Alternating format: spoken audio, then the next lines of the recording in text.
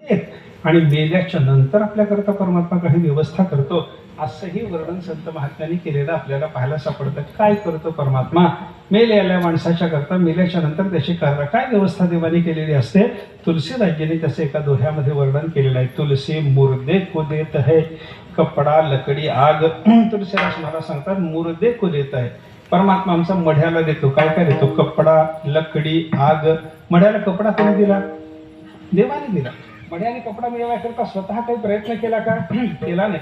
आमचे गुरुजी तर असं सांगायचे, हा माणूस जिवंत असेपर्यंत यानं वस्त्राकरता जेव्हा प्रयत्न केला त्यावेळेला अंगभर वस्त्र मिळालं नव्हतं.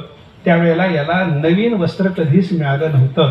पण मेल्याच्या नंतर परमात्मा याला अंगभर आणि नवीनच वस्त्र देतो. म्हणे विठ्ठल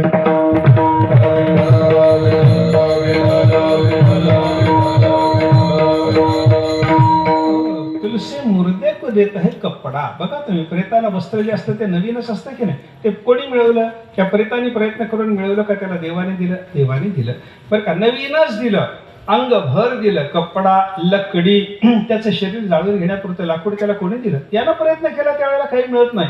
गुरुजी असं सांगायचे, हा माणूस जिवंत असताना यानं कपभर चहा करायकरता टीसभर लाकूड मिळवायचा प्रयत्न केला तर मिळत नव्हतं. पण मेल्याच्या नंतर याचा प्रयत्न संपल्यावर याचं शरीर जाळायकरता 4 क्विंटल लाकडाची व्यवस्था देवानं केली. विठ्ठल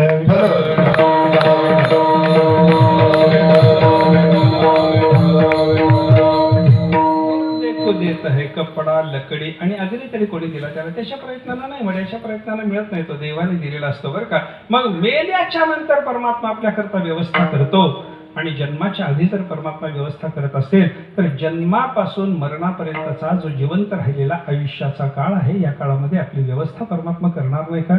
ज्यानं जन्माच्या आधी व्यवस्था केली, जो मेल्याच्या नंतर व्यवस्था करायला तयार आहे, तो जीवित कालामध्ये आपली व्यवस्था निश्चित करतो. याचा अर्थ काय? परमात्मा सगळ्याला पोचतो, सगळ्याला अन्न देणारा परमात्मा. देवाच्या भक्ताला देवाने अन्न द्यावं नवल नाही, देवाला शिव्या घालणाऱ्या नालायकालाही पोचणारा तोच असतो.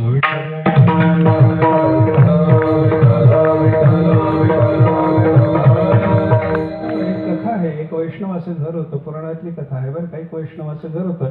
त्या वैष्णवाने दुपारी नैवेद्य देवाला दाखवला, वैश्वदेव केला. वैश्वदेव केल्याच्या नंतर घराच्या बाहेर काकबळी टाकायला उभं राहावं लागतं आणि गायीची धार काढायला जेवढा वेळ लागेल तेवढ्या वेळेपर्यंत दारामध्ये थांबून अतिथीची प्रतीक्षा करायची असते. हा अतिथीची प्रतीक्षा करायला उभा राहिला.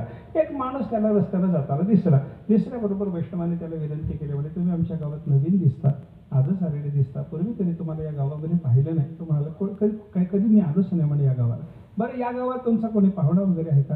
तो म्हणाला कोणी नाही. मग या म्हणे, दुपारची वेळ आहे, मी अतिथीची प्रतीक्षा करत होतो, ऐकते तुम्ही मला भेटलात, या तुमचे कोणी या गावात नाही म्हणजे या माझ्या घरी जेवण करा.